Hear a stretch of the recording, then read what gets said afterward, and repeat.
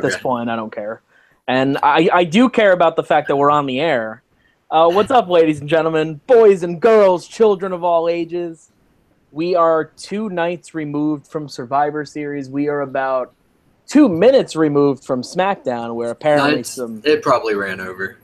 It probably. It where always apparently does. some shit went down at the main event. But I don't even know what happened. I guess I'll have to go back and watch. But welcome to the 21st edition of the Unlimited Podcast. I cannot believe in less than a year we have 21 shows. I never would have imagined it. That's just incredible. I honestly thought maybe 5 or 10. But yeah, because you guys are some lazy guys. So, I mean. Pretty much. I mean, the first 5 podcasts went really well. And then after that, it just went downhill from there. Viewership declined. Pretty much care for the WWE product declined, and understandably so. Yeah. In some cases. Yeah, in some cases, and in others. In others, it's no complaints. Yeah, pretty much, and we'll get to that in a second. But I'd like to welcome my guest, Dylan Rumor, also known as Shady Mike. Shady, how you doing tonight? Good. I'm good. Life's good. Life's good? Life's good. It's always good. Life being good is always good. Coming to a t-shirt near you. But anyway, we're 2 nights. That Walmart deal. The Walmart deal. You can pick that shirt up for $7.50. Walter, shout out to you. You better make sure that your Walmart in Illinois has that t-shirt on Black Friday. It'll be a hit. Guaranteed. It has to be. It has to be. That's money. Oh, and all money goes to Shady, and maybe like $1 goes to me. I don't know. It depends on how many times he plugs it in this video. All right. T-shirt. Anyway, Survivor Series weekend is officially wrapped up. It's officially behind us, and now we're setting sail to the Royal Rumble and WrestleMania season. I can't believe... Hey, man, don't forget about all these other pay-per-views coming up that totally matter. Yeah, like Clash of Champions. Whoopee. Backlash? Raw is not having a pay-per-view. Believe it or not. So for Raw, no complaints. It's just a straight shoot to the Royal Rumble, and I am perfectly fine with that. I feel like SmackDown should do the same, but I mean... What do I know? Should do the same, but they have a little situation involving their WWE champion that they need addressed, and that is Jinder needs his rematch. Yeah, they apparently were doing that tonight. They didn't. They are saving that for Clash of Champions. I thought they were doing that tonight. That's what I thought too, and then I saw... That's what they advertised? And then I saw a dirt sheet, like Cage Side Seats report, that apparently they just scrapped it. Oh, honestly, like, you wait until the day of the show to scrap a title match. And it's not like it's an IC title match or a women's title match. It's the title. Exactly. That's the title with your company's name on it. And you decide to scrap it at 3 o'clock in the afternoon for an 8 o'clock show? Come on. That just shows that you have no idea what the hell you're doing. Exactly. And, but again, what do we know? Yeah, what do we know? We're just the consumers. Yeah, we are. And there could have been a legitimate reason, but at the same time, from the outside looking in, it basically looks like they just don't know what they're doing. I agree. But Survivor Series weekend, how was it for you overall? Overall, I just want to go ahead and say this first. TakeOver was almost a damn near perfect show. Completely agree. And Survivor Series, out of 5 bags, honestly, I give it 4 bags. Okay. That's fair. Survivor Series 4 bags. I'm not ready to jump to 4, maybe 3 or 3.5. Yeah. But there was a lot of good stuff at Survivor Series. I'm not going to say there wasn't. And there was pretty much all good stuff at TakeOver, and you're not going to get any disagreements from me on that. Honestly, the only thing about TakeOver I didn't like was that Nikki Cross didn't win. Okay. But the match was still awesome. Yeah. God damn, Aleister Black and Velveteen Dream blew my mind. That was a damn good match, and definitely you saw something in that match that you don't see a whole lot, right? And that's storytelling through character work rather than ring work. In-ring storytelling. Exactly. We need that back. Like every match, every show. Joy Infamy, Velveteen Dream. That match was incredible. I like both characters. I like both guys. Hopefully they do more good things with them. But overall, TakeOver, damn good show. I mean, for me personally, and I told you this before the show started, the only complaint that I really had was maybe the opener should have gotten more time. Yes. Cassius Ohno versus Lars Sullivan, which, it was a good introduction for Lars Sullivan for me because honestly, before the show, I had no idea who the hell he was. You only knew the face, and that was it. Pretty much.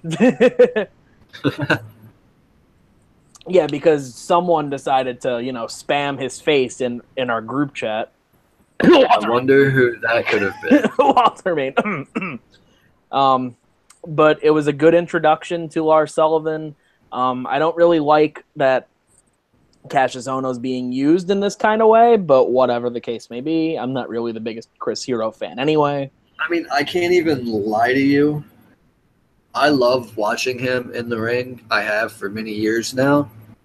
As soon as I heard that he was going back to the NXT brand, I knew exactly that this is how it was going to be. He's going to come in hot. He's going to go on a losing streak. He's going to build up momentum, and then he's going to put over a younger guy.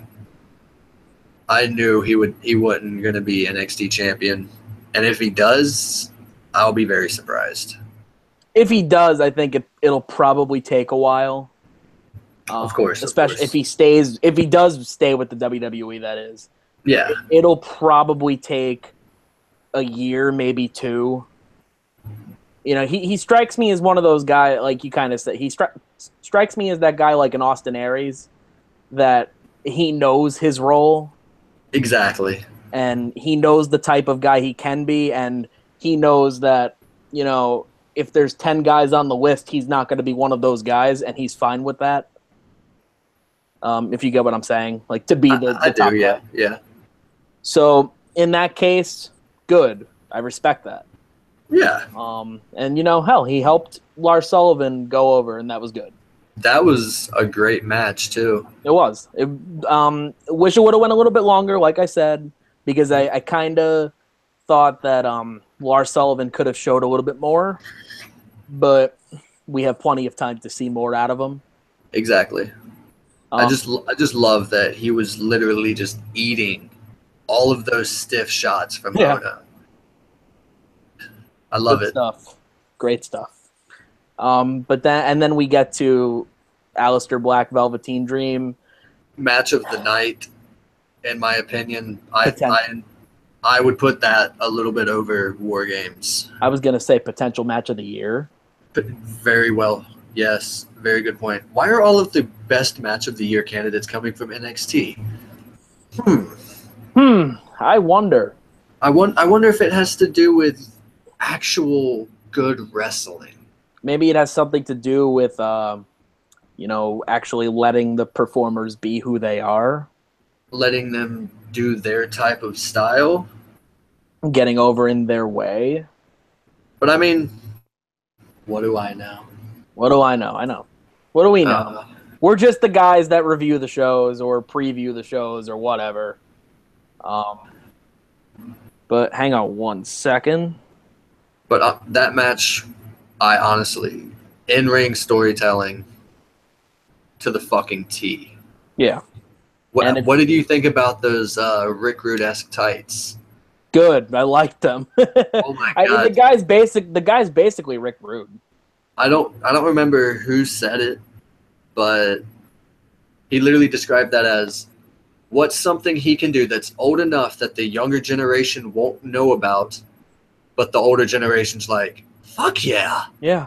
And he did the Rick Rude tights, and that was perfect. Yeah, I see a lot of potential in both guys. I really do. Oh, for sure. I honestly think they're building Aleister for a Goldberg-esque type streak, right? Except not squash matches. Yeah. But I mean, he's undefeated. He's actually a lot better on the stick than him. Right.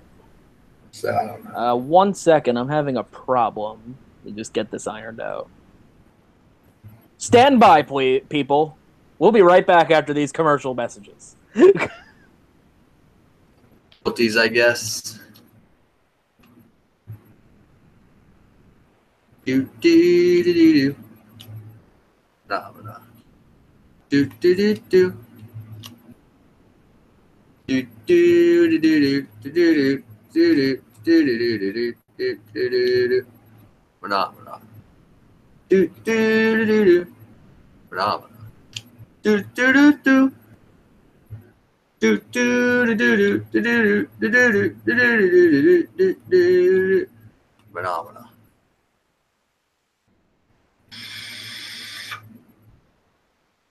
One out.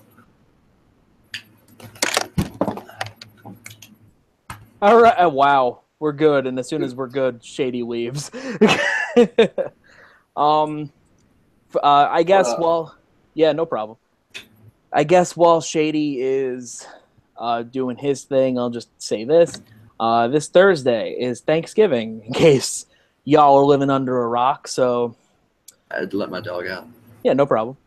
Well, I was just saying while you were doing your thing. This Thursday's Thanksgiving. I'm going to be doing a Q&A. I'm also going to be making a special announcement over the Unlimited Awards that are coming back for a 4th year. I win all of them.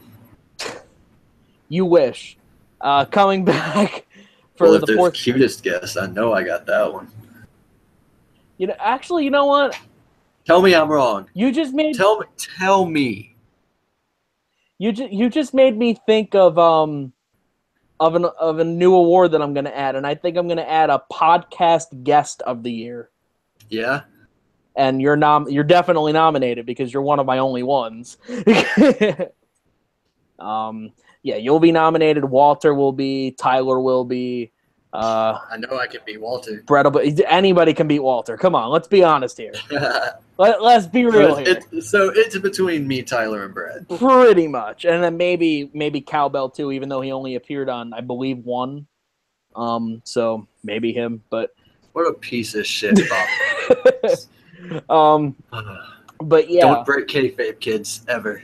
But yeah, this Thursday, I don't know when it's going to be uploaded, but I'm doing a wrestling Q&A. Send questions in the comments. Send questions on Facebook. Links to them will be, or Twitter too. Links to those channels. Send them to his Twitter DMs. Attach nudes to them. He doesn't have a preference. I'm kind of with someone though, and we're kind of. Then you can blame it on me because I just told them to do it. So. And we're kind of on the air, so he could be watching this and. Well, he knows I respect him. At least he should. He doesn't even know who you are. Exactly. No reason for me to not respect him. Q&A this Thursday. Happy Thanksgiving, everyone. Happy Black Friday, everybody. I'm so thankful for my podcast guest, Shady Mike. And yeah, Unlimited Awards. I'll explain the format. I'll explain all the awards. There are some old ones. There are some new ones. Couple, and something else too. The introduction, and I tried to do this last year, but never really got around to do it.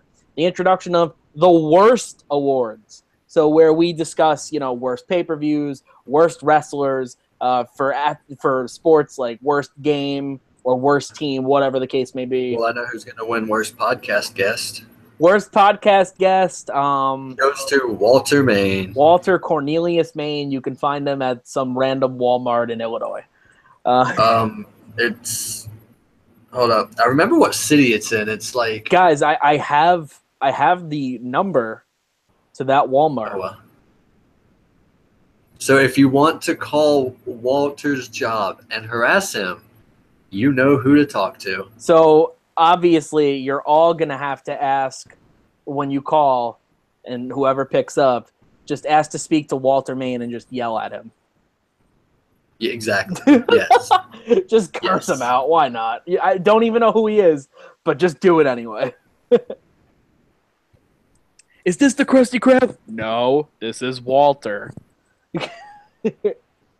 You suck. Oh my god. But yeah, unlimited awards, worst awards, Q&A, Thanksgiving, back to the podcast. Women's Fatal 4-Way NXT Championship match between Ember Moon, Nikki Cross, Peyton Royce, sorry. Peyton Royce. And the fourth woman, I forgot her name. Sailor Moon chick. Kairi Sane. Sailor Moon chick. Yeah, her. Tell me she doesn't look like she's the main character from Sailor Moon, man. She reminds me of Pirate Paul Burchill. But nowhere near as cool. Not even close. Dude, he was one of my favorites as a kid. I had the action figure and everything. Paul Burchill? Yeah. Yeah, I liked him too. I don't know. I didn't really dig the pirate gimmick, but I mean, whatever. He embraced it. Hell yeah, he did. He went from British royalty to a pirate. That's such a dope transition in life, bro. I know, right? And do what the fuck makes you happy, and that's what he did. I was about to say, like, he made it work. But yeah, so sunk his teeth into it. This Fatal 4-Way match, I loved the match. I lost it when Nikki took that power bomb to the outside. Oh, I did too. I was like, damn. The one thing I loved about this match was that it was just so stiff. It was. And it felt like just a big fight between four chicks. It felt like they wanted it. Yeah, like they were going after the belt. Like they wanted it. I am very happy that Kairi Sane didn't win. I don't see the appeal to her. She has a cool elbow drop, but the rest of it, I mean, I'm not a fan of. And she doesn't strike me as that interesting. And let's be honest here, she has a cool elbow drop. That's about it. But it's an elbow drop. I think she's. I can do that off of my couch. Exactly. Now I don't know if you could like throw yourself in the air like she does. Oh, probably not. But then again, she's all of what, 110 pounds, something like that. Yeah, and I'm more like 300. Well, you know you're not that bad. I'm pretty bad. I need to go back to the gym. You and me both, buddy. But I really wanted Nikki Cross to win it, but I knew Ember was taking it. This was her third or fourth title match. Yeah, she's come so close every time. And you knew she was going to get this one. I was going to say, and I basically went into this saying, well, she hasn't won yet. It's bound to happen, so it might as well happen now. Right? And she's not going to beat Asuka for it, which no one will beat Asuka. No, nobody will be able to beat Asuka. That coward. That coward. Just think, WWE. If you ever think about ending Asuka's undefeated streak, the hostages. Do it against Bayley. Everyone will love it. Yeah. No. I was kidding. I misunderstood. No. I thought you were. To God, I will never watch anything SmackDown or Raw ever again. I will miss out on all of my favorite wrestlers because of that. I thought you were being serious, and I'm like, dude, Bayley. No. If anybody ever, and I mean ever, she's not there yet. Yeah, no, not at all. People could argue Charlotte, and I could see the argument. I don't think she's on that level. I don't either. And also people at a time I could have said Nia Jax, but seeing how she's been treated, nah. Nope. She could have been the one, but you really like Nia Jax, don't you? I saw potential in her. I mean, she looks different than all the other women. She, stands out. I'm not like most girls who only take just what they're given, like a plastic little princess. Okay, I didn't actually expect you to know the words of that song. I only know like the first sentence or two. I only know that one line because I'm usually laughing too much after it to hear anything else. She's not like most girls. Do do do do do do do. All right, Overall, though, what did you think about that Fatal 4-Way? Oh, it was great. One of the best, one of the best women's matches I've seen. One of the best NXT women's matches I've seen. Did you ever see Asuka and Nikki's Last Woman Standing? Was it that, or was it Falls Count Anywhere? I think it was Last Woman Standing, and no, I didn't. That was a pretty brutal match. That match should have been saved for a takeover. But I agree. But I have to. I know it was on NXT. I have to go back and watch. I'd recommend. Okay. Then for you, Shady. Of course. Right, so next we have Andrade Cien Almas. Well, let me backtrack. Drew. I'm sorry.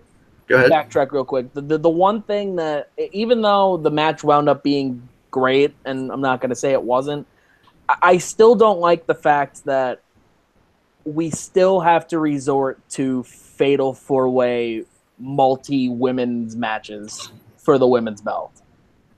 I'm still frustrated, whether it's, the main roster or NXT, that, there's clearly no direction. Mm-hmm. So basically WWE unless you're Asuka. And basically WWE saying, well, we don't care, so let's just throw them together and see what happens. That to me is just taking the easy way out, and I don't like it. Yeah. But I'm not going to complain about the match because the match was freaking good. That match was pretty great. Yeah, I liked that match. Then we get to Cien versus Drew McIntyre NXT title in the shocker of the night. Oh, for sure. I honestly don't think that was the ending walking into that match. Honestly. I really don't. I wasn't expecting the finish at all. I think they knew that Drew hurt himself and was going to be out for some time. Yeah. Because, it's rumored that he tore his bicep, was it? I think it was his bicep or his tricep, something in the arm. Yeah, that requires surgery and time away. Right.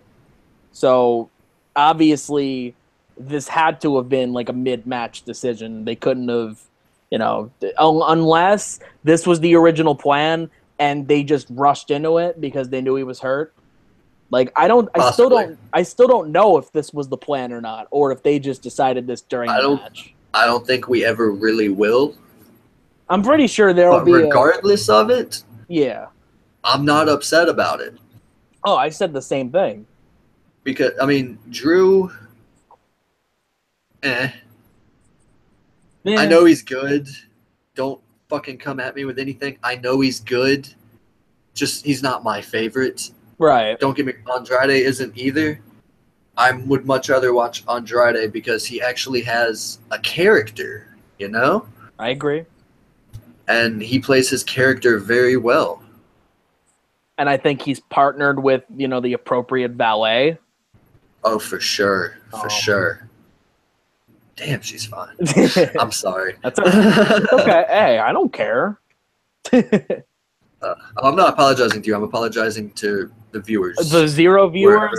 Wherever they are. They'll be here at some point. They will be here eventually. I'm sure if Brett comes in, then it'll spike up to a whopping 2. Yes. Maybe we'll actually be at Survivor Series by then.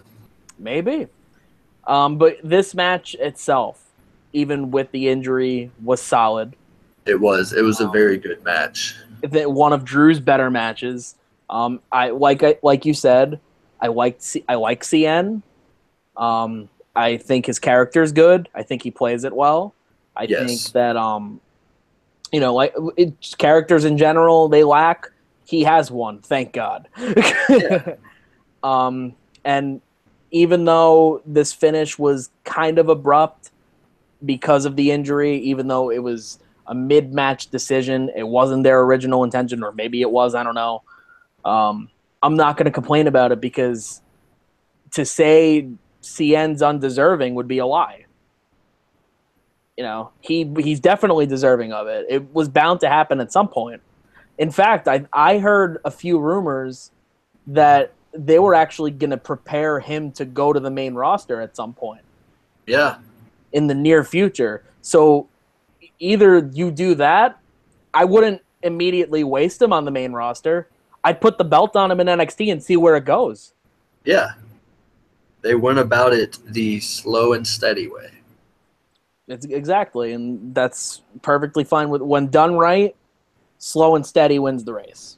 Yes. Then we get to all-out chaos. Then we get to murder. Then we get to pretty much everyone killing each other. War games. War games, baby. Yes. Yes. War games and Adam Cole, baby. I just want to take a minute to say that I hope Alexander Wolf is okay. Yes. Because I still haven't heard shit about that. I didn't even know he was bleeding until they had a shot of him, like, once the match was over, and he was in, like, a pool of his own blood. Because, like, I know it happened with the German suplex to one of the AOP guys through the 2 tables. Okay. Only because shortly after, it panned over to, like, 2 dudes fighting in the center.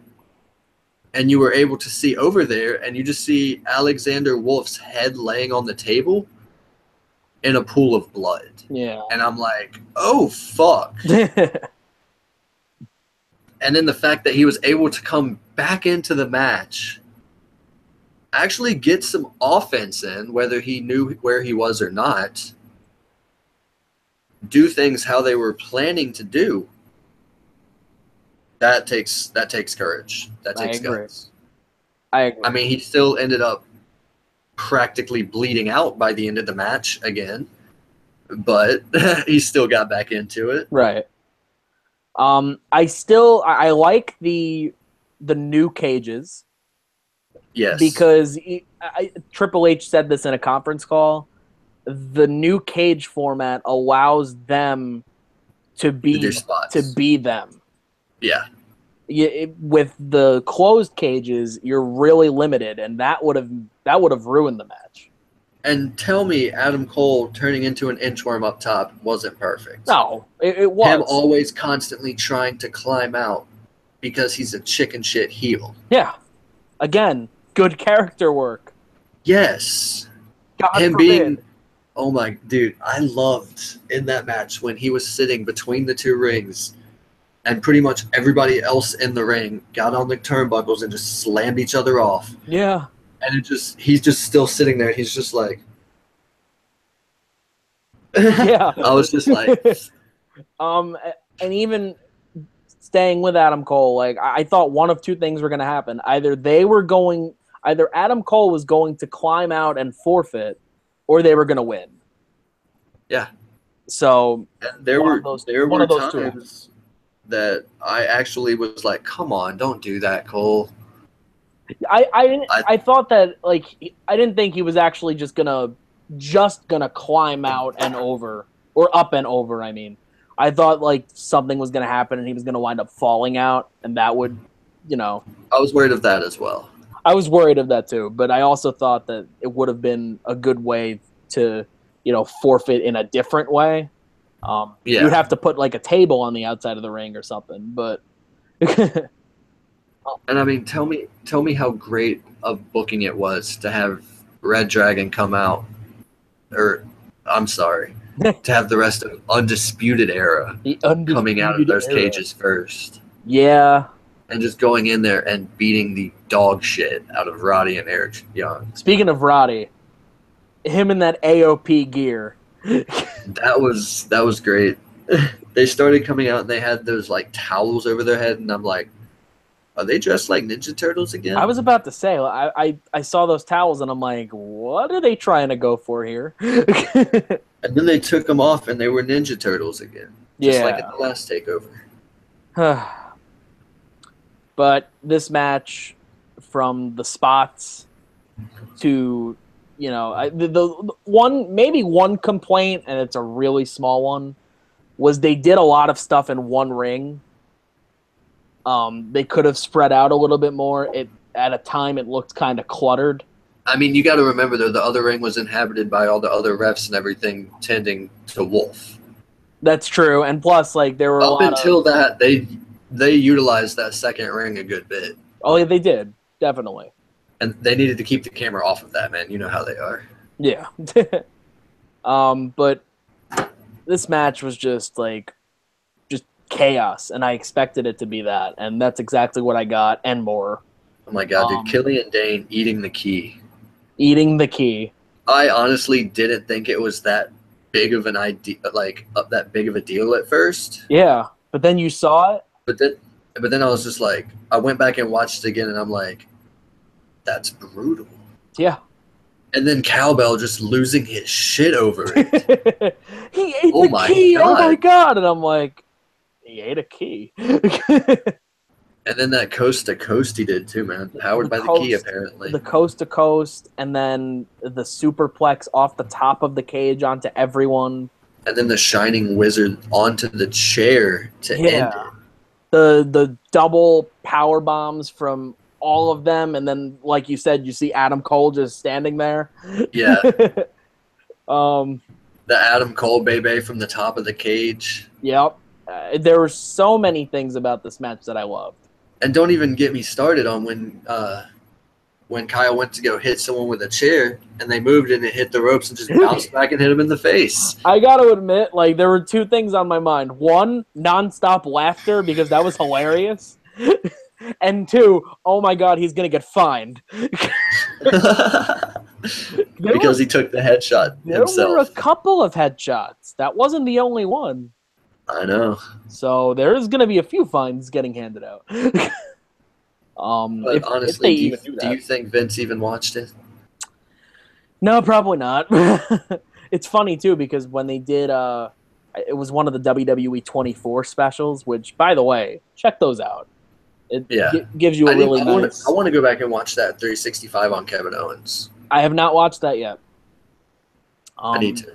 But I were you the one that mentioned his Mania match earlier? Or was that somebody else? I think that was somebody else. Okay, well, apparently in the 365 special, WrestleMania 33 had a lot of mediocre to bad matches on the card, and Jericho versus Owens was not one of them. It was actually pretty decent. Yeah. Owens went backstage and went straight to Vince McMahon and just said, "Are we good?" And Vince said no. Vince didn't like the match, I guess because he just doesn't like Kevin Owens. If he didn't like Kevin Owens, he wouldn't work there. True. But, I mean, to be fair... Then again, Titus still has the job, so... I was about to say, and guys like Hogan, they had so many issues, and yet he was the top guy. He's a cash cow. Yeah. Hogan coming back, do you think? God, I hope not. Let me rephrase that. Coming back to, come back, not for a match or anything? I don't want him around at all. I don't either. There's no use for him anymore. Yeah, no point anymore. No. if you're gonna have him host Mania again, I mean, come on, been there, done that. Yeah. Move on. And are you gonna bring him back just so that way he can actually say the Superdome correctly? Speaking of which, Mania I hope he fucks it up soon. I hope he fucks it up again. Tickets are on sale. For more than I would ever pay for them. Really? I haven't even seen the prices. I haven't either, but I'm willing to bet even nosebleeds are going to be awful. Well, I mean, I went to Mania 29, and... I am sorry. Yeah, it was I mean, all right, let me rephrase that. From a live experience standpoint, it was great. It was awesome. But then you actually went back and watched the match so that you could actually see it. Exactly. And then you're like, oh, God. Me being me, while I went to the show, my mom ordered the show on pay-per-view because that was pre-WWE Network. So, exactly. And we recorded it. We DVR'd it. So as soon as I got home, the first thing I did was, let's watch everything back and see how crappy it is on TV. And it was bad. Yeah. I mean, honestly, that same crowd that I was in that was so energized, it's like you watch it on TV and nothing. Just dead. I'm like, where was this crowd at Mania? This wasn't the crowd I was in. But yeah, from a live... I would rather see a Wrestle Kingdom live than a WrestleMania. Yeah, fair. It's more up my alley. But kind of going back to my point, though, I got the tickets as a gift, but they were written on the ticket, and I think they were like $45. Because I sat in the nosebleeds, and I sat like behind the stage, but I still had a good view of the ring. So I don't know. Maybe it's just certain sections. I don't know. I mean, you are behind the stage too, though. So. Yeah, true. I will say though, it was a freezing day in New Jersey, and when the Undertaker came out and his fire went up in the air, it warmed us up. I bet it felt. Was it like? Did it feel great or was it too warm? No, it felt great. Okay. Because MetLife Stadium itself, it's a wind tunnel, dude. Like, it's awful. Yeah. But when you factor in the fact that it's 35, 40 degrees, like, it just makes it 10 times worse. That sounds horrible. Yeah, it was pretty rough. Oh my God. Still an unforgettable experience, though. But anyway. Oh, of course. If I could go to WrestleMania for free, I totally would too. So. Yeah. I hear rumors that Mania 35 could potentially be in New York or Philly. I could make that trip to Philly, no questions asked. Philly, I would do. New York. I mean, and New York. I'd have somewhere to stay. So I mean, whether it'd be. You're with not staying at my house. I don't want to. Wow. All right. I was actually going to open the door for you, but never mind. It's only because I don't know what would happen once I fell asleep. I wouldn't do anything that crazy, dude. That crazy. But no, I actually have like a very, very close friend that I've known for years that actually stays in Dover, Delaware. Oh, gotcha. And if Mania's in Philly, I know for a fact he's going to go if I'm talking about going. So. Gotcha. Okay. But I mean, for sure, I would want to link up with everybody. Yeah, absolutely. And I'm planning something for Mania. I don't know what or how big yet, but we'll see. But that was TakeOver. This is Survivor Series. Hey, it's almost 10:45. It is almost 10:45, which means I'm about to spam Brett right now. He said he might be joining us around this time, so if we can get another host in here for all of the future viewers to watch, we'll be good. Yeah, I mean, especially if it's Brett. Who doesn't love Brett? He messaged me 3 minutes ago, and he just said, "You guys going at it?" And I said, "Oh my!" And I said, "Yes." Oh my God, he's here! Oh, there he is. There he is. What's up, buddy? It is Brett Litke making his return to the podcast. Brett, how you doing? I'm doing fantastic. Well, no, I'm doing awful because the Oilers just lost horribly. So I'm doing awful, and I feel like jumping off a balcony. So that's why I came on to the Unlimited podcast, because if there's anything that makes me not want to jump off the balcony. Are you sure? It's right here. Yeah, right here at the Unlimited podcast. Are you sure? I mean, we're talking about WWE. That makes me want to jump off a balcony every day. It does make you. And what? You missed the good part of the conversation. Yeah, you missed when we talked about NXT. Oh boy. And we actually have not talked about Survivor Series yet. We were just going to. Oh man, now he's gonna leave. Let me just hit this end leave call button. Well, there were some parts of Survivor Series that were good, and then other parts that not so much. Well, let's start with the good parts. The opener, for example. I'm gonna assume that nobody watched the pre-show. Matt Hardy versus Elias, nothing to watch. I didn't expect anything on the show. I actually heard Enzo had the best match of his career. But I'm still probably not going to go back and watch it. That's like saying you're the tallest midget at this point. Let's be honest here. Pretty much. It is. Enzo versus, which is why I'm going back. Enzo versus Kalisto went to the bathroom while it was on. Which the other match? I don't even know what the other match was. Oh, Breezango versus Owens and Zayn. Yeah, didn't watch. Don't care. I'll say this though.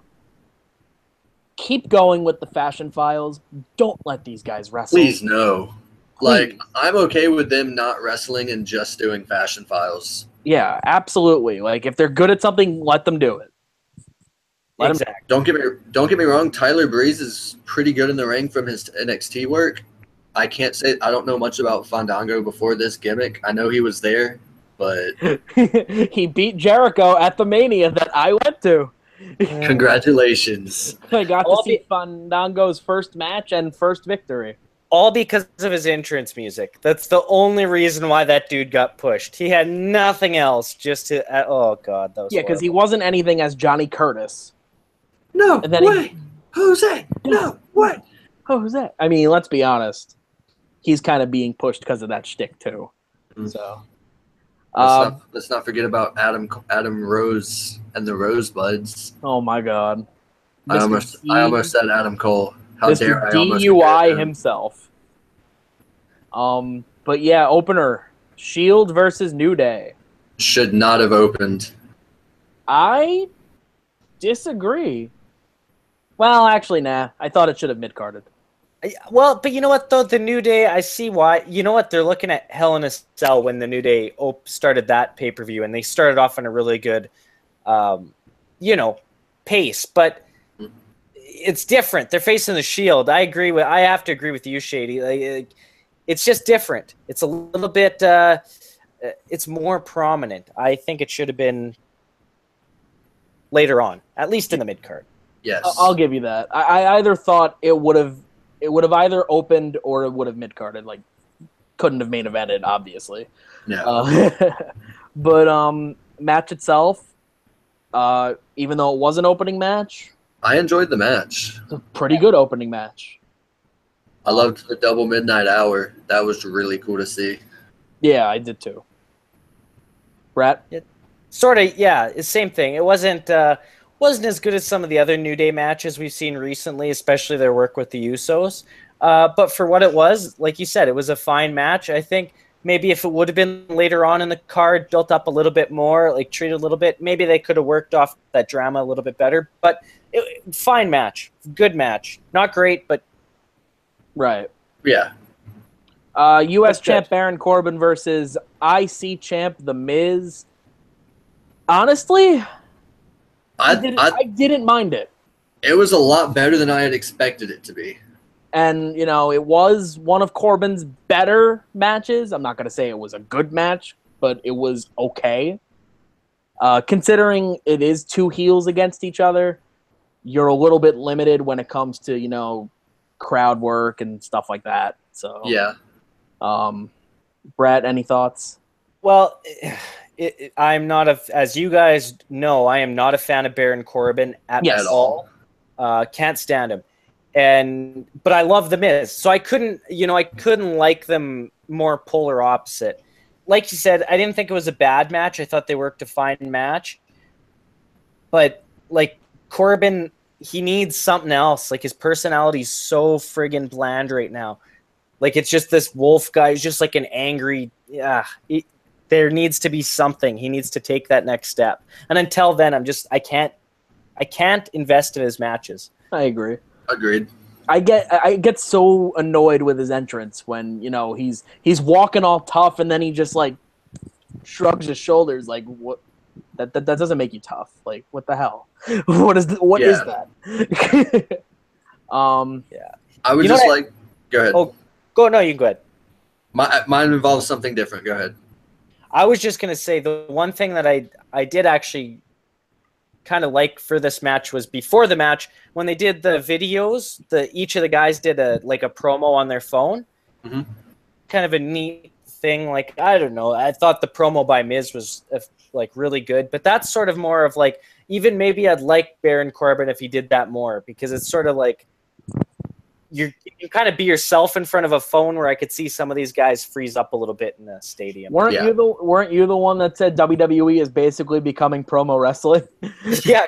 Well, it resembled it so much. I look up on my TV and I see a guy just talking into his phone, and it's like, what the heck? Like, am I on Facebook? I was about to say, like, hey, that's what we do, or we did.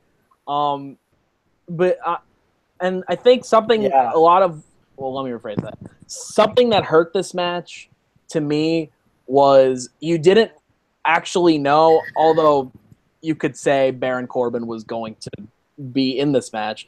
You didn't know Miz's opponent until the Tuesday before Survivor Series because he had that match with Sin Cara.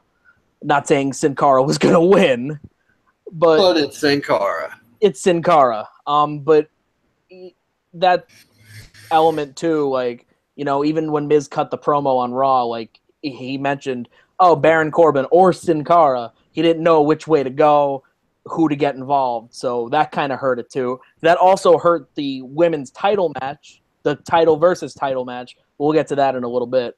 I skipped over. That's actually what I was about to bring up. I was like, I just want to point out that you skipped over the women's 5-on-5.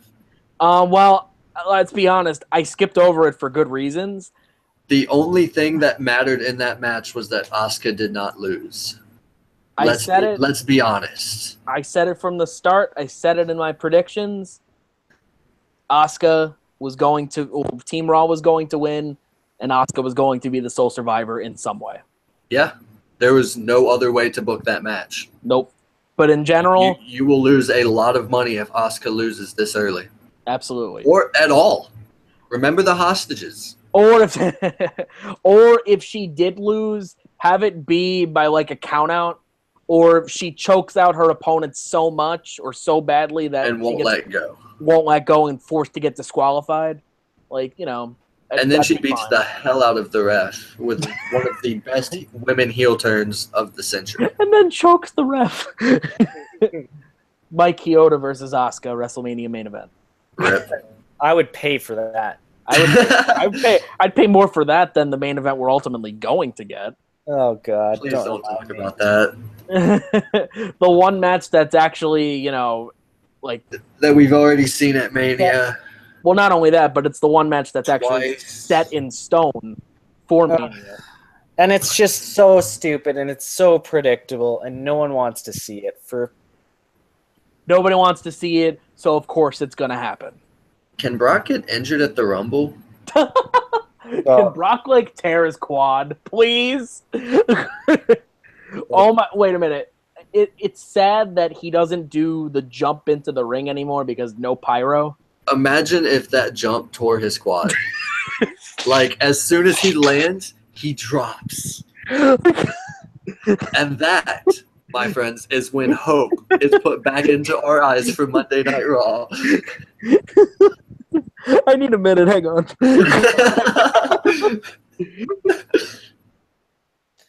I do not wish personal injury upon anyone. I just wish for unpredictability for once. That's exactly it. And as long as Brock Lesnar has a Universal title, there's nothing unpredictable about how things are going to happen. Yeah. I'm good. Same match, same everything, all the time. Exactly. It's a never-changing process, and it sucks. Mm-hmm. But this Raw versus SmackDown women's match, Asuka won. That's all that matters. That's it. Literally just skip until the end. Yeah. Then we get. I'm hoping I don't skip another match. The Tag Champs match, SmackDown Tag Champs. Yeah. You got that one. Perfect. SmackDown Tag Team Champs. The Usos defeat Raw Tag Champs, The Bar, in another okay, solid match.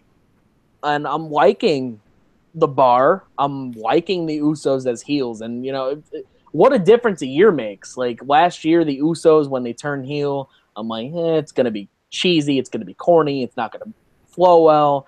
A year later, it's the best they've ever done. I was going to say, like, you can make an argument that this is the best work they've done. And, go ahead. I was going to say, you know that they've actually made that next step, because back when the Usos were face, no one was saying, oh, I'm going to turn on Raw because I want to watch the Usos. No one was saying that. They were there. Maybe a couple kids liked them. Now, though, it's like, oh, the Usos are wrestling on pay-per-view? Well, you got to watch that match because you know that they're going to be doing some good stuff. It's like their stuff with New Day that's just been fantastic, including that Hell in a Cell match. Like, just fantastic. they've just been killing it. I would argue they've been WWE's best tag team for quite a while now. Like, they just, in terms of consistency, they've really owned this gimmick. It's awesome. When you find yourself saying, like, yeah, I have to watch that, you know, like, bam, they actually took that next step. It's great to see. And, you know, same could be said for Cesaro and Sheamus, too. Like, a year ago, there was a time when we didn't know if they were going to team up because they kept turning on each other. They kept arguing with each other. And now they're probably one of the most entertaining duos to watch. Even though you see them on television every single week. I mean, you see everyone on TV every week now. They've still managed to stay somewhat fresh. And this match, I think, worked. Even though, again, it was heel versus heel, I still think it got the crowd over in some type of way. It was a solid match. You know, this match was better than I had expected it to be. I am a fan of the two different teams, obviously. This is the first time I've cared about the Usos since I first saw the Usos. The Bar is finally coming together as an amazing tag team. That makes me happy. I was very hesitant with them at first. I just wish I could have seen what the match would have been, Usos versus Ambrose and Rollins. Yeah. That would have been I feel like that would have delivered to us a great fast-paced match. A lot of nice, good moments, not necessarily spots, but moments. A lot of good chains going on. I feel like that match would have delivered a little bit better. But I still can't complain about Usos in the Bar at all. Yeah, I can't either, and at least we still got Shield versus New Day. So yeah. we got one really good tag match out of it anyway. Now if we can see Shield versus AJ in the club. Oof. Yeah. Or even if you don't want to do AJ, Balor in the club. I hate Balor, but whatever. It's over. Finny the Twink is what I call him. But then we get to Matthew Mullen's favorite match on the card, and in my opinion, the most disappointing match on the card. This Raw versus SmackDown women's match between Alexa Bliss, the Raw champion, and SmackDown's champion Charlotte. Another, like, kind of going back to what I said about the IC title match, and even going back to New Day versus The Shield, is that Alexa Bliss didn't know who she was facing, which unfortunately ruined what could have been a really good feud. Because ultimately, the only segment that the two had together was Alexa Bliss punching the crap out of her on SmackDown. Mm-hmm. That was it. That's about the only hype I remember from that match. And this match, you could argue, could be a Mania women's match. It could, or another Big Four pay-per-view women's match. But instead, it was just kind of thrown together in 5 days, and it kind of ruined it for me. The match itself, what are your thoughts, Brett? Well, like, you know, I was disappointed too. I didn't think there was enough emotion coming into it for many of the reasons, like you said. When you only build for it for a week, you know, I don't care who it is. It's just not, you're not going to get the matchup that you hope or that you expect. Alexa's still relatively, she's still kind of green. She shows green areas of her. Yeah, that's what Cowbell said too. Yeah, you know, you can kind of pick it up here and there, and you know, but she has been improving. But you know, you could tell in this match, the timing was a little off here and there. It was sort of, she's just not there yet. Charlotte's very good in the ring, but even she couldn't really save the match from being to that next level, which was unfortunate. You'd hope for a little bit more. I'm sure if these two face off again in another year, it'd be a lot better than this, because I think it is mainly dependent on Alexa's skills right now. Amazing out of the ring, but needs to get better in ring. I agree. Shady? Yeah, you guys pretty much covered all the points on that one. Shady, you look like a ghost. Maybe it's the glare of the light. The lighting? Yeah. Go back to the original positioning. You look like a ghost, or you look like God came down and he's here. But yeah, you're not going to happen. You're not Triple H, though. Breakfast Club always wins. We'll get to Triple H in a few minutes. Disappointing. Actually, well, I got to go here in a couple minutes, but can I do a final closing statement? Please. I'm nervous, but go ahead. Please. Okay. So the main reason why I logged in for this one was to do a little final statement, and I know this is jumping ahead of the queue a little bit, and you guys will get to the main event in a little bit, and you'll go into it in further details. But for the people watching the Unlimited podcast, my friends, listen to me as I speak to you, as I come into your earwaves. I have to share with you something very near and dear to my heart, because these gentlemen that you are also listening to, they know my disdain for the game, Triple H, because listen, I have watched God go on WWE airwaves since 2000, and run roughshod over everyone and everything that he thinks is some sort of threat to his masculinity because he's self-conscious about his big nose. Well, listen here, God, Triple H. It's what, 2017? And yes, congratulations, you did a great job on NXT. After everyone's finished bowing for you for that, let's just tell you in a big old chorus that we are tired of watching you go over younger talent so that you can portray yourself as some sort of wrestling god, even though you're the most overrated performer in WWE history. You think you're just, oh, well, look at me, I did business because I let Braun Strowman choke me. Screw you. Samoa Joe, Finn Balor, those guys go out before you, and these guys are going to be building your company, but no. We're going to, and you know what? Screw this. You think we're going to see Brock Lesnar at Roman Reigns at WrestleMania? Don't be friggin' surprised if it's God versus Roman Reigns or something else, because he's going to inject himself into it again. He can't get enough. He's bloodthirsty for his own self, and I'm tired of him. Thank you. Good night. Fuck Triple H.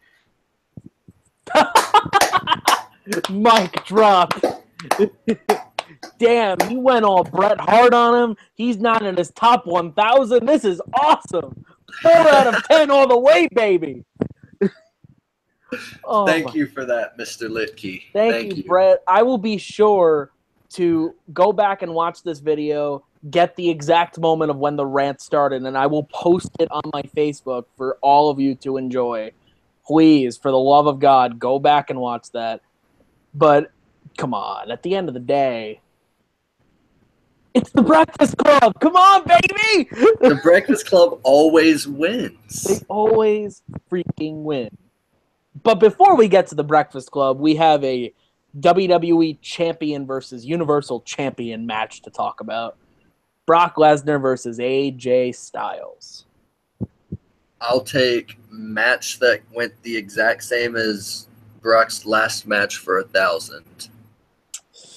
Pretty much.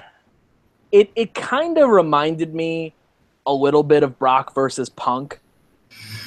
In that, even though it was less competitive than Brock versus Punk was, it still kind of had that feeling where even though AJ Styles was getting tossed around the ring, the crowd was still trying to get behind him to get back into it.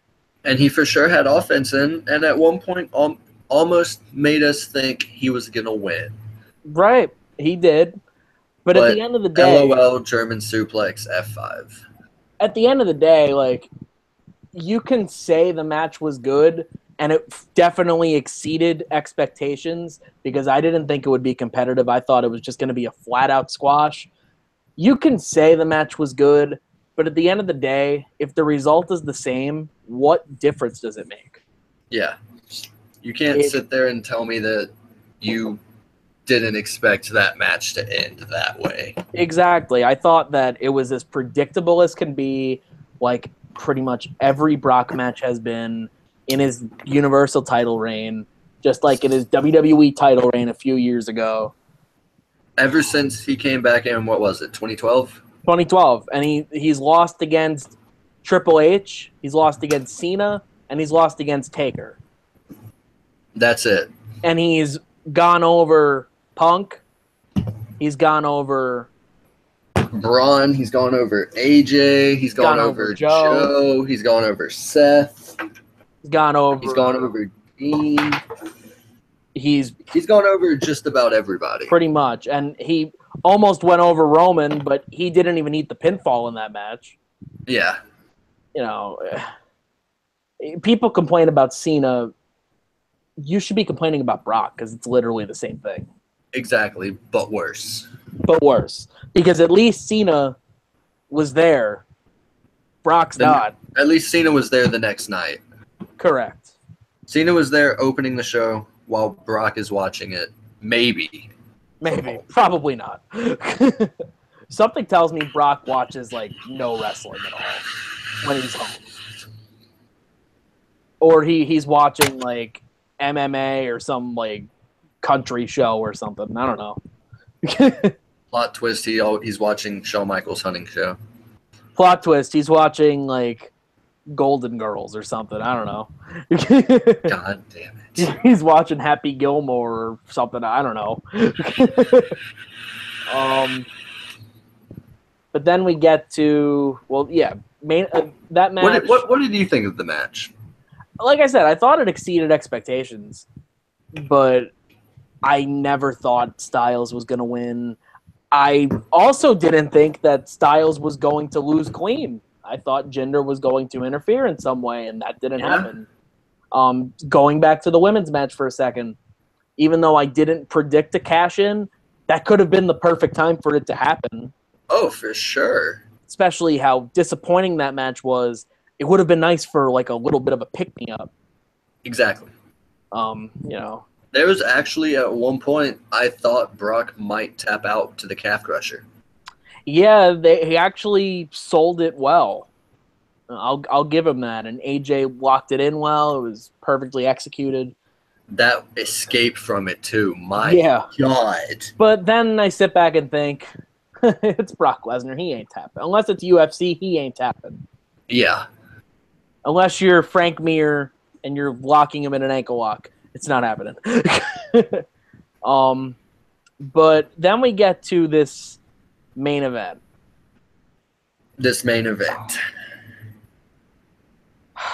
Solid match. From a match quality standpoint, yeah. But at the end of the day, though, you told me, because I watched it after you, one word to describe the finish of that match. And Walter got so mad at me for saying that. Being bizarre. And god damn it, was that the perfect word to choose. It was just... It didn't make sense. It really, really didn't. Like, Kurt Angle's taken too long, so you turn on Kurt Angle. You pedigree Kurt Angle. Then you align... Let Shane pin Kurt Angle. Then you it looks align like... with Shane. Stare down Braun Strowman. Just to pin Shane. And then get choked out and dropped by Braun Strowman. Coming after, Triple H is trying to tell Braun, like, to pretend nothing happened. Yeah. Like... not so much, man. Not so much. But in terms of this match, Rude and Nakamura getting eliminated early pissed me off. Was a mistake. That pissed me off. I was very surprised of how abruptly, and it was kind of random, how Cena got eliminated. Literally, Cena was only there to be a hype man. Pretty much. And it was like, angle slam, and then another angle slam, then he pins him, and Cena just rolls out of the ring, and that's it. He's gone. Yeah. Like, that's not Cena. Like, I honestly think they only put him there because they didn't think far enough ahead for a fifth person. Yeah, pretty much. I mean, they could have easily given that spot to Kevin Owens or Sami Zayn or even Jinder Mahal. Hell, I mean, Jinder lost the belt. But he's still there. Still there. I mean, he would have done something. He appeared backstage. If he wasn't going to interfere in the champion versus champion match, he should have at least represented SmackDown. He's been a WWE champion since right after Mania, am I right? Right. I think it was May he won the belt. That's majority of this year. That's like half of this year. And, also, like, Braun, we emphasized so much Kane coming back, and we're making a big deal over Kane again. And then he wasn't even there. Where was Kane? I'm not saying I want to see the dude wrestle because I really don't. Yeah, he was on Raw. Excuse me. Yeah, he was on Raw Monday night. I mean, to attack Braun Strowman. So, I mean, are we going to pretend this Kane feud never happened and we're just going to move on from it after a week? Or You're talking about Kane and Strowman? Yeah. No, they did something on Raw with it this week. Oh, did they? Oh, yeah, they did. You're right. That chair spot to the throat. I saw that. You're right. I apologize. I made sure to watch the top 10 video for Raw before coming in here. Gotcha. But I guess that's going to be a match that they just do on a Raw as a blow-off because there's no pay-per-views coming up. They're planning on not putting Braun in the Rumble and winning the Rumble. They're stupid. I mean, let's be honest. When it comes to the Rumble, is Roman winning again? He better not. They're in Philly. No. You think they would not make that mistake? They're in Philly. In the same city, in the same building, I'm assuming. At the same pay-per-view in the same match. In front of, most likely, the same people. Oh, I'm willing to bet there are going to be people walking into that saying, I swear to fucking God, if they pull that shit again. You want to know what I think? You want to know what I think they should do? What should they do? For the second straight year in a row, have Reigns come out as number 30. Oh, and have him win it again. You think it's gonna be somebody like a Finn Balor? You think it's gonna be somebody like maybe a surprise entrant like an Undertaker? Nope, it's gonna be the big dog, baby. If Roman Reigns enters number 30 and wins, he is a part of the Breakfast Club. Oh, dude. I proclaimed him part of the Breakfast Club last night when he won the IC title. Fair enough. He's pretty much a member. Yeah. Yeah, so he's now a Grand Slam champion. Why not add a second Rumble win to his resume? Another WrestleMania main event is going to get added to his resume. Another world title. I'm going to need you to stop. Ever since he's debuted, well, I shouldn't even say ever since he's debuted. Ever since he came back from that injury in 2014. He's just been on top since. He's won a Rumble. He's probably going to win a second one. Stop it. He's won 3 world titles or 4. He's won the U.S. title. He's now the IC champion. He retired The Undertaker. Oh, my God. Just have him win Money in the Bank next. Why don't you just put him in the Cruiserweight division? Have him destroy the Cruiserweights. Have him, put him in the Women's division, too. I'd love to watch him drop that much weight. Roman Reigns versus Asuka for the Raw Women's title. Remember the hostages. The hostages. Multiple. But overall, the 5-on-5 match was good. I really enjoyed all of the little NXT guys versus Triple H moments. I thought those were all pretty cool. I agree. That I got to see Triple H and Bobby Roode face off. Same. Because they're practically the same person. It was cool watching Braun go through a table.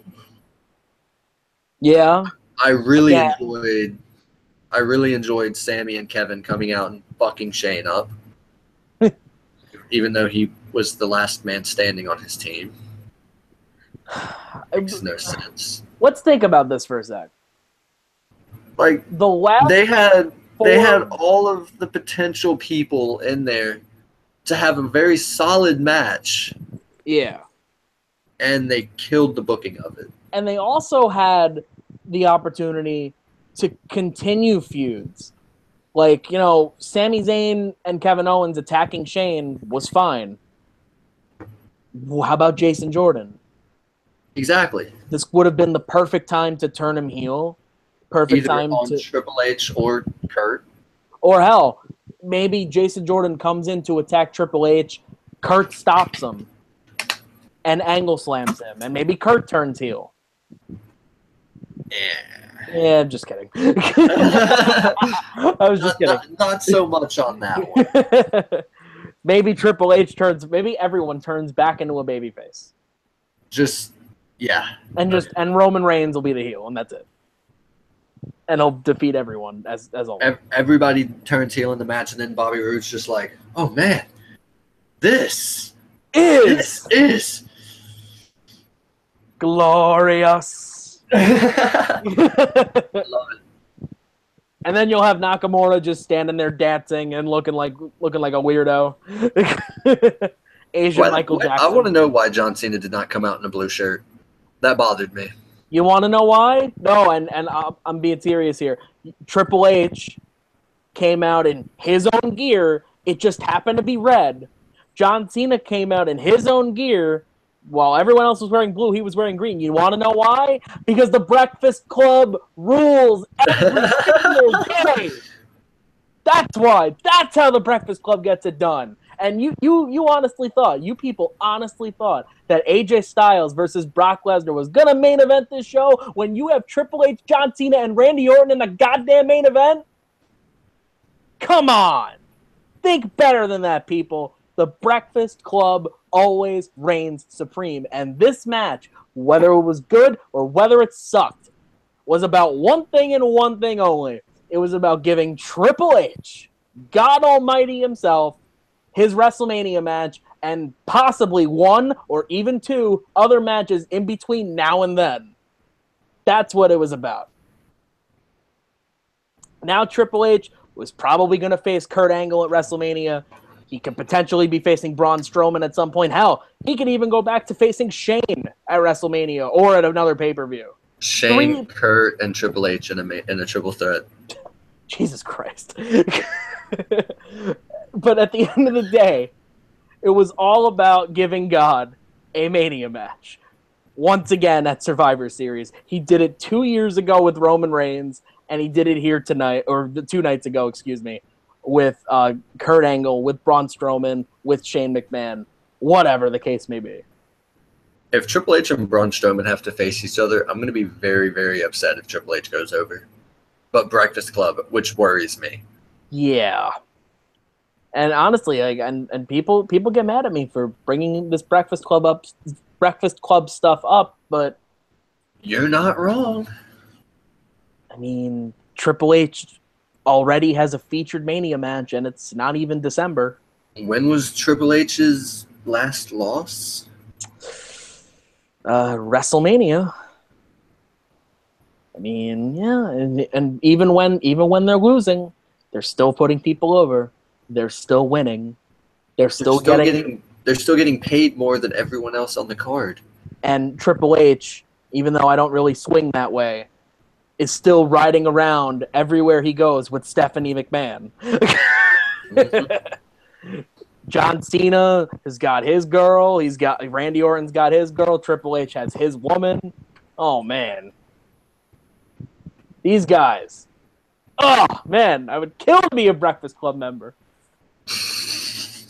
Come on. 7 figures? Yeah. You can't turn it down. No one can turn it down. And anyone who says that, oh, they want to be in it for the wrestling. I want to be in it for the wrestling because it's their passion. If you're offered a 7-figure paycheck every year, you're not going to say no. You're not saying no. Because if they're offering you 7 figures, they're going to take care of you. Yeah.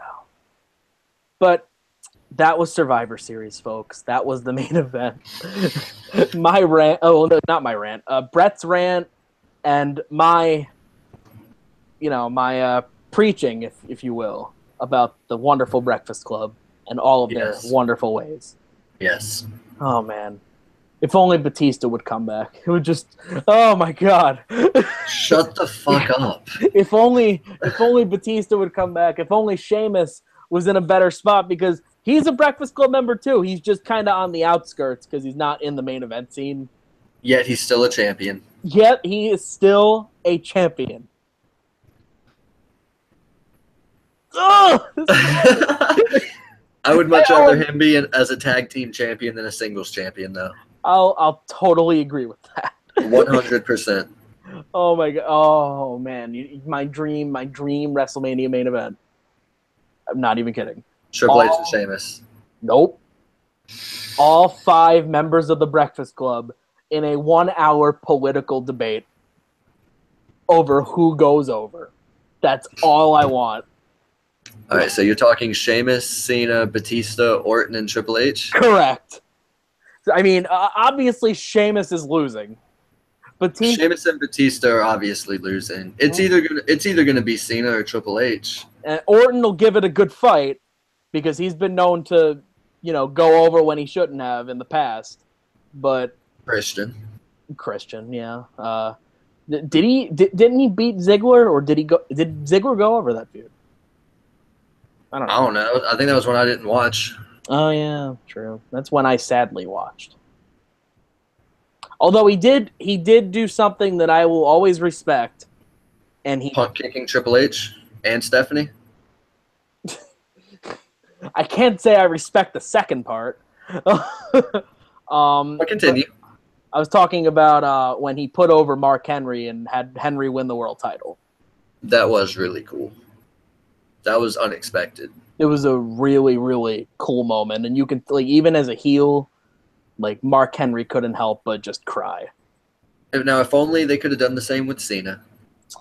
Yeah, because oh my God, that retirement speech. That was a dope moment. They did that right.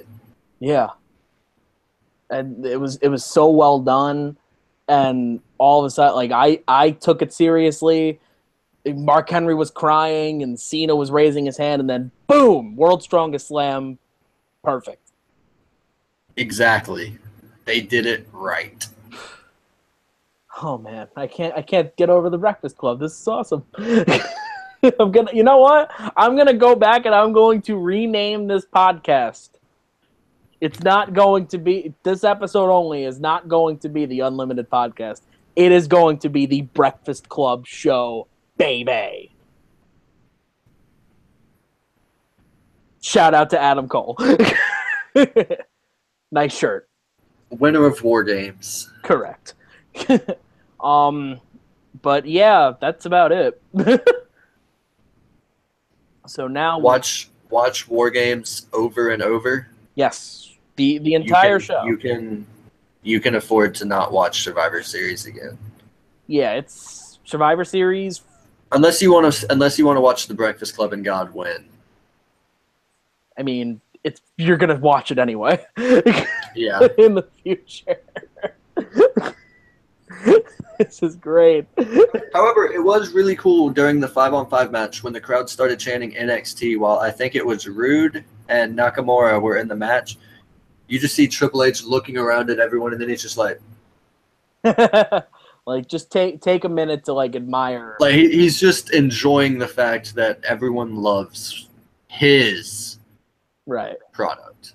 And going back, I've mentioned WWE 24 stuff, and this is how you know Vince doesn't watch, because they showed, some of the NXT wrestlers going backstage after their matches at one of the takeovers. I think it was Dallas, and hugging all the guys back there, and Triple H was there front and center, but no Vince. Exactly. So you can tell, and I doubt he watches it at all. I'm sure he doesn't. Yeah. I'm sure once Lars Sullivan hits the main roster, though, he's going to skyrocket. Once Lars Sullivan hits I was about to say Lawrence. Once Lars Sullivan hits the main roster, his pants are going to get wet, if you know what I mean. Oh, yeah. I'm not like most girls. Oh, God. Now, I don't mean to be rude, but if only Nia Jax was a man, she'd probably get pushed to the moon. I'm sorry. Not where I expected you to go with that one. She would probably get pushed to the moon. If you were thinking what I think you're thinking, please don't. not saying it, dude. Don't worry. I know where you think of it. But no, if she was a male, she would already be a champion. Probably. She'd already be winning the Rumble or something like that. Mm-hmm. But that's about it. You got anything to add? I don't think so. Alrighty, then I guess that's a wrap. All right. But I hope you enjoyed TakeOver. I hope someone enjoyed Survivor Series. I definitely enjoyed the weekend overall. Indeed. It was a fun weekend for wrestling. Definitely. I hope you all, one viewer, enjoyed this podcast. And whoever else in the future decides to watch, if you made it this far, thank you. Yes, thank you. We really do appreciate it. You'll get a postcard one day from us or something. You just have to tell us that you actually made it this far. Or maybe I'll steal something from Brett and just give it to you. Yeah, you know what? No, I'm gonna steal from Brett. He was here. He's a part. True. Actually, no. I'm gonna put Mullins in a package. I'm gonna put Mullins in a package and just ship him out to everyone. Anyway, you're gonna need a lot of stamps for that one. We're gonna need some pretty big boxes and to say it in a nice way. Yeah. I mean, I'm not saying I'm the skinniest dude in the world, but just make it easy. Steal Alex's stash and send it to me. All right, fine. Hey, my friend's got millions. Here they are. But yeah, that's the stash I was talking about. I know. I would love to have Alex imaginary millions. Oh, Mr. Masters, you're a piece of shit. Mr. Masters. But thank you for tuning in. Thank you for liking, for disliking, for subscribing, for commenting. I didn't see any comments, but whatever. If you commented, great. For sharing this video, for subscribing to this channel. More stuff happening in December. Like I said, major announcement coming Thursday in regards to the Unlimited Awards series. You'll probably be seeing Shady for some of those videos too. You'll see me for the Rumble as well. So you'll see him for the Rumble. I'm planning something big for the Rumble too. So, be on the lookout for that. But that announcement will come later in December or maybe early January. But for the time being... Hey, dude, you unplugged your mic.